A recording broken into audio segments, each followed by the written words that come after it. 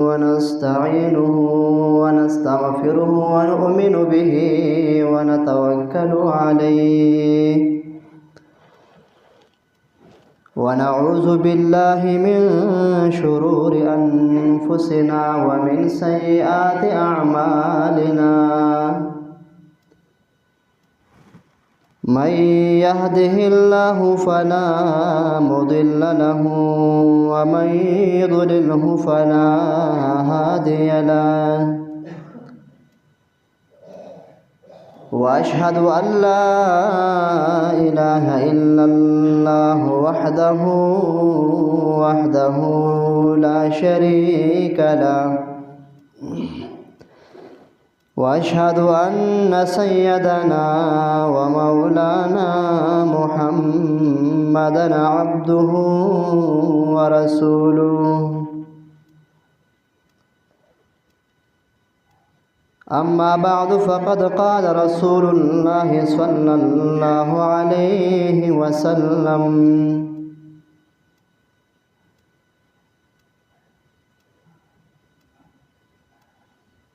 من كان صام رمضان ثم أتبعه ستا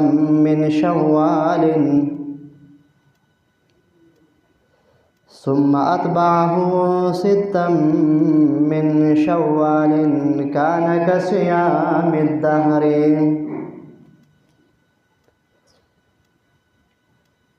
رواه مسلم أو كما قال عليه الصلاة والسلام صدق الله العظيم وصدق رسوله النبي الكريم ونحن على ذلك من الشاهدين والشاكرين والحمد لله رب العالمين. قول بجوابان دروش الفايح اللهم صل على سيدنا ومولانا محمد كما صليت على إبراهيم وعلى آل إبراهيم إنك حميد. جزا الله عنا محمدا صلى الله عليه وسلم وأهله. عزتمندو مسلمانانو او زما قابل احترام رونو، د رمضان المبارک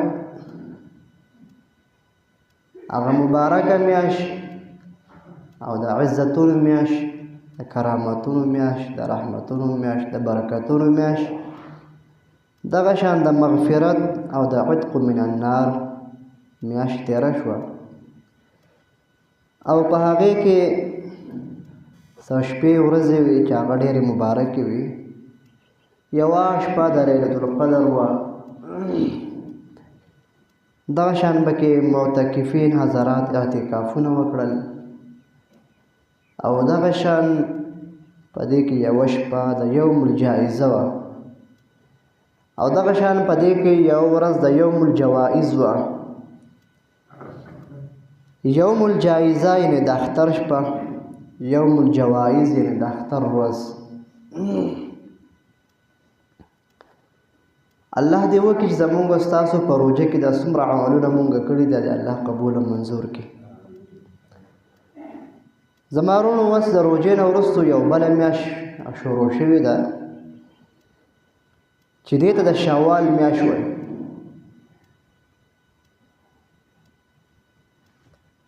او دا هم ډیره مبارکه میاشت ده. دا کوم حدیث مبارکه چې ستاسو د وړاندې ما تلاوت کړو چې من صام رمضان ثم اتبعه ستا من شوال كان كصيام الدهر. وایي چا چې د روژې د میاشتې نه د رمضان د میاشتې روژې ونیولې په اخلاص باندې، ثم اتبعه ستا من شوال او بیا د شوال په میاشت کې شپږ روژې ونیولې، كان كصيام الدهر، ګویا چې د ټول کال روژې ونیوي، ټول کال د روژې ونیولې.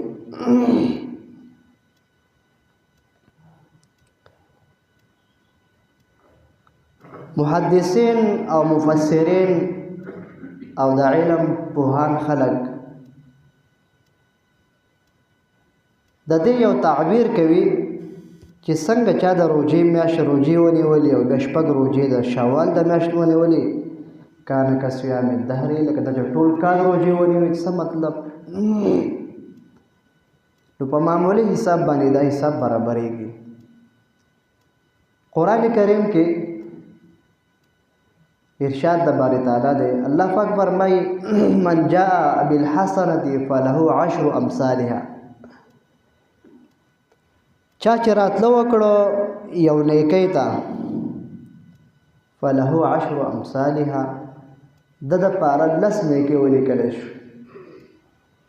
نو چا چې یو نیکی وکړه د پاره 10 نیکی په عملنامه کې ولیکلی شو. نو 10 ورځې او 10 روژې هغه د رمضان د میاشت شوې. نو دې له په 10 کې ضرب ورکوي. 30 له په 10 کې ضرب ورکوي. د دې نه جوړېږي 300 300. د روژې د هرې ورځې هغه په 10 کې حساب کا. د 300 نه جوړېږي 300. 300 ورځې ته لاړې. بیا شپږ ورځې د شوال. د شوال د میاشتې شپږ روژې چا ونیوې شپږ ته دا په 10 کې ضرب کا. نو شپېته دا شوې. نو 300 او شپېته 360 360 او په کال کې هم دغه ورځې راځي 360 365. نو یو په 10 باندې په 10 باندې شو او دغه 10 بیا راواله په 36 باندې ضرب کا. د دې نه جوړ شي 360 360 ورځې. دې وجې نه دا قید لګېدلی دی من صام رمضان. چا چې د روژې د میاشتې روژې ونیولې او بیا د مخلص د ښه انسان ثم اتبعه 6 من شوال ورپسې په شوال په میاشت کې شپږ روژې ونیولې. یعنې د شپږ روژو دا ذکر چې راغلی دی په دې میاشت کې د دې او د کان کصیام الدهر دا قید چې لګېدلی دی دا معلومیږي دا چې د دې میاشتې د دې روژو ثواب ډېر زیات دی.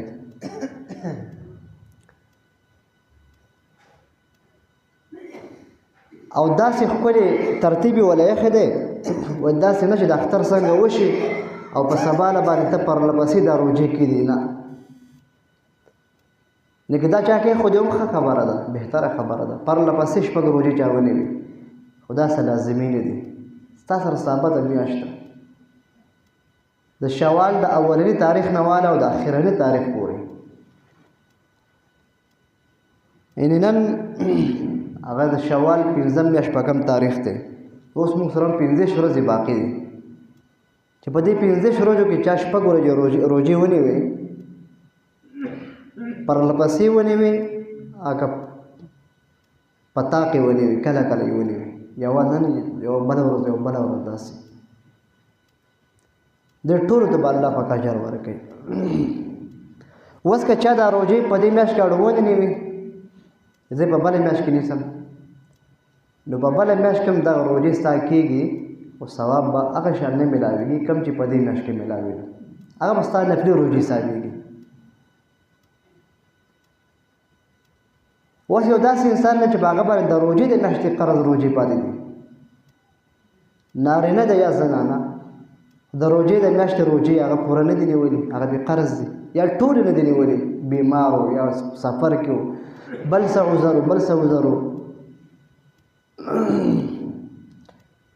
نو علما کرام فرمایي چې اوس په دې اول قضا روژې مخکې کوي. قضا روژې به مخکې کوي او د شوال د شپږ روژې دی به وروسته په بله میاشت کې بیا کېږي. چونکې دته عذر دی نو د عذر په بنیاد به موږ د الله پاک نه امید لرو چې دغه ثواب به الله پاک دته پوره ورکوي. خو ده باندې چې کوم قضا روژې دي دا به دی مخکې کوي. دی که روژه ږدي هم دته په قضا حسابېږي. که ده باندې فرض یو رکن یو فرض شرط په ده باندې پاتې شوی دی چې هغه روژه ده د چې اوس کله هم روژه ږدي د به دغه قضا روژې حسابېږي.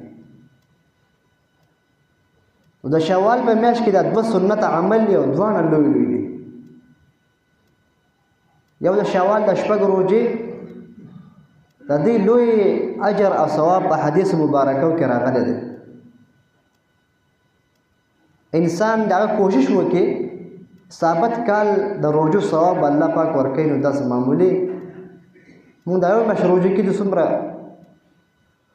بعضې وخت کې نه ګران وي، نو چې سړی د شپږ روژو په بدله کې ورته خدای پاک د یو کال ثواب ورکوي، د یو کال د روژو ثواب ورکوي، نو کوتاهي پکې نه ده پکار. چې مونږ باید چې کوشش دا وکړو نارینه او زنانه چې د شپږ روژې مونږ ونیسو، ادا پوره کړو. بله زما وروڼو په دې میاشت کې د نکاح مسله ده. نکاح هم په دې میاشت کې هغه سنت عمل دی. نکاح هم سنت ده خو په دې میاشت کې چا وکړه د هغه ثواب ډبل دی. او دا یو قصه را روانه ده په عوامو کې هم مشهوره شوې ده، په بعضې خواصو کې هم مشهوره ده او ځان یې د عربۍ یو جمله هم جوړه کړې ده. وایي چې لا تنکحوا بین عیدین، نکاح نه کېږي په منځ د دوه اخترونو کې. نکاح نه کېږي په منځ د دوه اخترونو کې. د دې څه مطلب شو؟ داسې یوه ورځ شته په دنیا کې چې هغه د دوه اخترونو منځ نه وي. اخترونو خو دي دوه، نو هغه اکثر وایي نه موږ د دې نه وایي غټ اختر او کچ اختر اخیستی. د کچ اختر او د غټ اختر منځ چې کوم دی دا ترې مراد دی. په دې کې چا نکاح وکړه نو دی به نقصان مومي. دا خبرې جوړې شوې دي، دا رسم و رواج او دا غلطې خبرې. حالانکه په دې میاشت کې نبي علیه السلام مبارک په خپله دوه درې نکاحونه کړي دي شوال په میاشت کې، او تاکید یې فرمایلی ده چې په دې میاشت کې تاسو نکاحونه کوئ، ودونه په دې میاشت کې کوئ. نو زموږ دا خیال و چې دا شاید دا رواج چې د 150 کالو مخکینی را روان دی. چې تاریخ کتابونه وګورئ دا د نبي علیه السلام نه مخکې دا قصه را روانه ده. لا تنکحوا بین عیدین، چې د دوه اخترونو په منځ کې نکاح نه کېږي یا نکاح مه کوئ. دا قیدونه دا جملې ځان په عربۍ کې جوړول یا په پښتو کې جوړول دا قیدونه ځان کې راغلي. هېڅ قسمه منع نه ده راغلې. زموږ ډېرې داسې قصې زنانه وایي د پنځمې په ورځ باندې شروع په ورځ کپړې مینځه، د جمعې په ورځ کپړې مینځه، دا ټول زموږ ځان نه جوړې کړي خبرې دي. هېڅ ثبوت د دې نشته.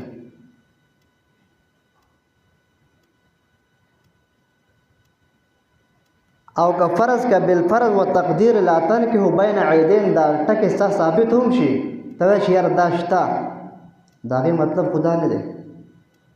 د هغې مطلب دا دی وروڼو ګورئ، کله چې هم د اختر ورځ د جمعې په ورځ راشي، یعنې د اختر د جمعې په ورځ باندې راشي، که لوی اختر دی وړوکی اختر دی، نو دغه ټیم کې سحر تاسو وګورئ د اختر د لمونځ نه پس او د جمعې د لمانځه په منځ کې دا ټیم مختصر وي. څه په مبارکو کې تېر شي، څه په قربانیانو کې، څه په غم ښادۍ کې تېر شي، په خوشحالیانو کې تېر شي، نو دغه دې بیا مراد کېدی شي. جمعه مختر دی که نه، حدیث مبارکه کې د جمعې ورځ ته مختر ویلی شوی دی او د اختر ورځ لوی اختر چې په کومه ورځ باندې جمعه راغله د اختر ورځ شو او جمعه مو ډبل په یو ورځ باندې راغله، نو په دغه ورځ باندې بیا لږ ګنجایش شته چې د اختر په ورځ د جمعې د لمانځه نه مخکې نکاحونه مه کوئ. ته اوس څه وجې نه جمعې لمونځ درنه خراب نه شي، تاسو په نکاح باندې شئ، په خوشحالۍ باندې شئ، د جمعې لمونځ درنه پوت نه شي. دغه یو تدبیر کېدی شي. خو باقي دا الفاظ بیا هم صراحتا په حدیث مبارکو کې یا په قرآن کریم عظیم الشان کتاب دا الفاظ سره شته دی نه، او دا بالکل لا اوس هم خلک کوي، ډېر خلک اوس هم کوي.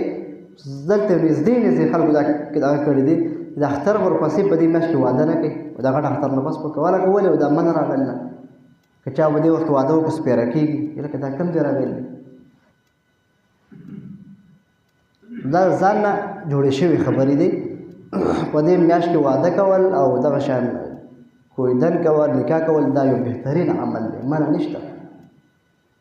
نو باید چې زموږ ستاسو د زړونو نه او د ذهنونو نه د دماغونو دا شک اشکال او شبه وځي چې د دو اخترونو منځ کې نکاح نه کېږي، واده نه کېږي، چا وکړو د نقصان طرف ته ځي. دا ټولې د ځان نه جوړې شوې خبرې دي.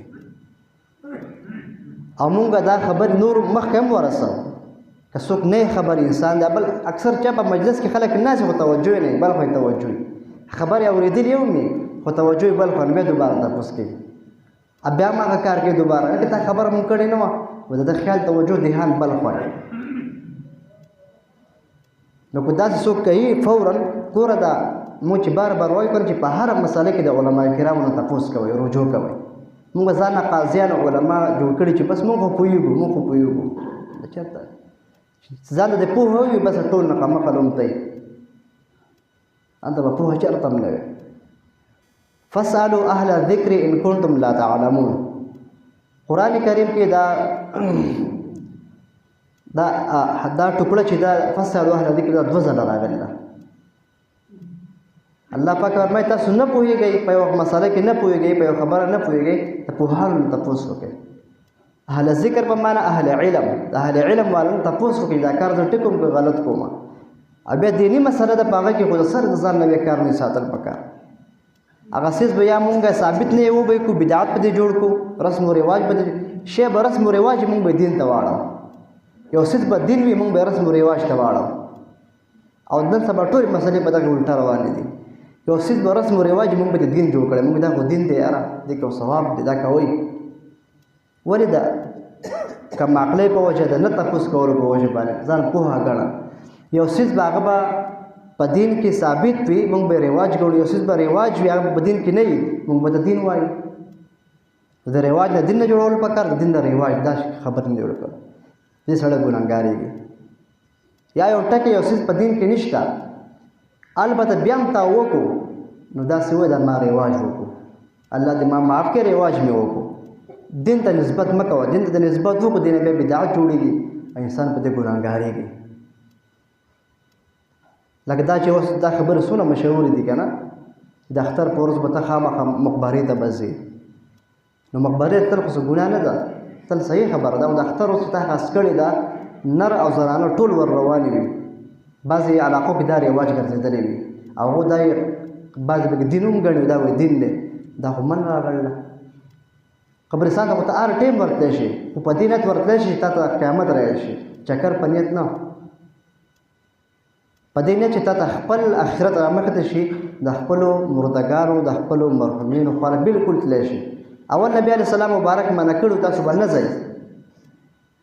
ولې به نه ځئ؟ ځکه به نه ځئ چې دا نوي نوي مسلمانان شوي ول، نو د هغوی په زړونو کې هغه شان د شرک هغه بوی پرته وه، شک پروت و. لکه یو سړی نسوار کې سګرټ کوي که نه، ده ته ته قلار شه، دی یې پرېږدي، دی خو څه ورځې کنټرول وي، خو چې بیا چې ته دا کشکش واوري که نه، بیا ورته دا نسوار رایل شي یا سګرټ ډبې ته ورته رایل شي، نو بیا اکثر دوباره پرې راوړي. او دا د کمې ښه شی دی، دواړه ښه څیزونه نه دي. د نفس دا د هغې خو پرېږده، روحاني خو جسماني دپاره هم ښه څیز نه دی. ډاکټران تاسو تپوس وکړي پوهانو، د هغوی ډېر نقصانات د دې دي دواړو څیزونو.